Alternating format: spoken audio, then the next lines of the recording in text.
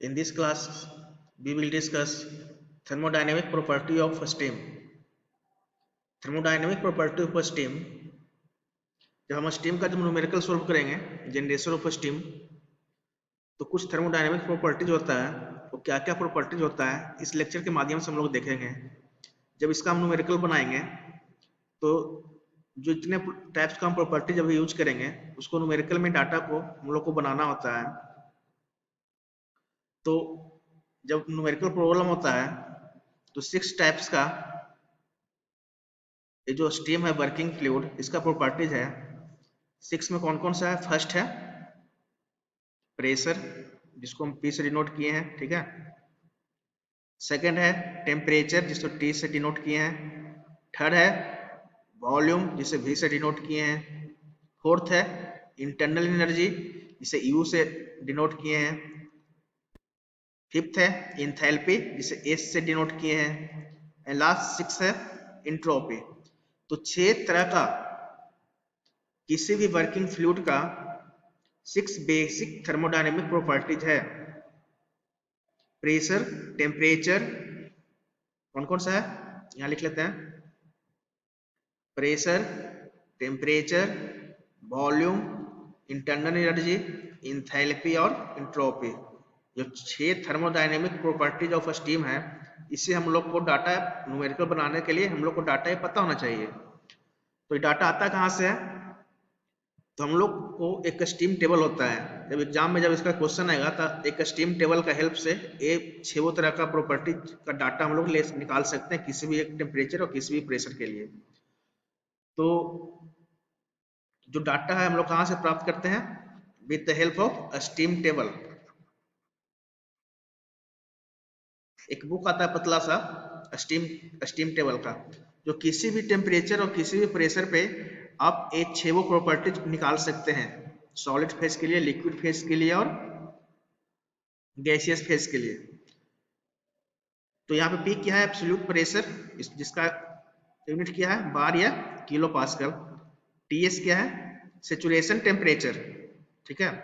HF क्या है, enthalpy of saturated liquid. HFG क्या है, इंथैल्पी और latent heat of vaporisation. Latent heat of vaporisation का मतलब क्या हो गया, लिक्विड से गैसियस फेज में चेंज हो रहा है सब्सटेंस। ध्यान रखना, Hg का मतलब क्या हो गया, इंथैल्पी ऑफ सेचुरेटेड वेपर। देखिए HF था तो इंथैल्पी ऑफ सेचुरेटेड लिक्विड था, यहाँ पे G आ गया तो enthalpy of saturated vapour. S for क्या मैंने पढ़ा था, S का मतलब हो गया एंट्रोपी। तो F लगा हुआ है तो लिक्विड के लिए आ जाएगा, तो entropy of saturated liquid. SFG entropy of vaporisation या लेटेंट हीट ऑफ वेपोराइजेशन इसे बोलते हैं। जहां पे F ऑफ G आ गया इसका मतलब हो गया लेटेंट हीट।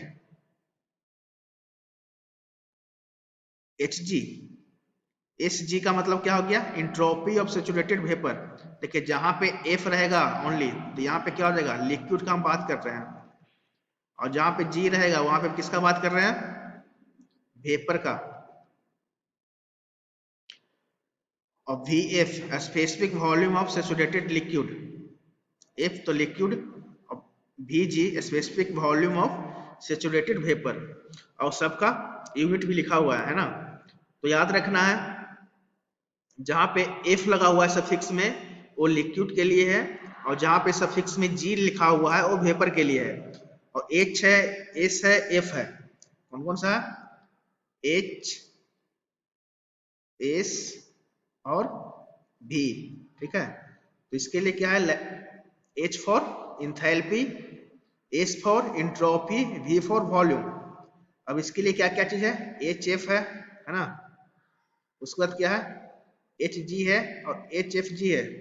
इस तरह सेम इसके जिस पे है HF है, HG है, HFG है, ठीक है। सेम इस तरह से VF है और VG है। ये सब आपस में क्या सफिक्स लगा हुआ, इसका फिर नोमेनक्लेचर क्या है आपको पता होना चाहिए। फिर नीचे है HFG, क्या है HFG। HFG क्या बता रहा है, HG minus HF। H F G बराबर H G minus H F, इसे हम बोलते हैं। और एच जी क्या था बताइए? इंथैल्पी ऑफ सेचुरेटेड वेपर या steam minus H F enthalpy of saturated liquid, मतलब enthalpy of vapour minus enthalpy of liquid को हम बोलते हैं एच एफ जी। इसी तरह से है H S F G, S F G क्या हो जाएगा? H G minus H F, है ना? तो क्या हो जाएगा? एस जी क्या था?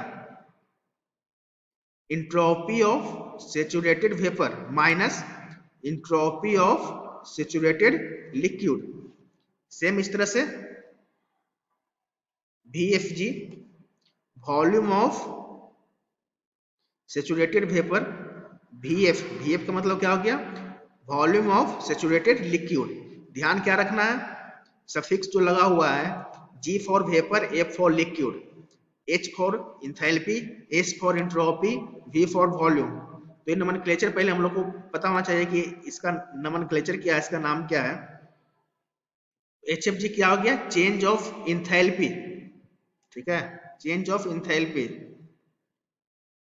एस एफ जी क्या हो जाएगा?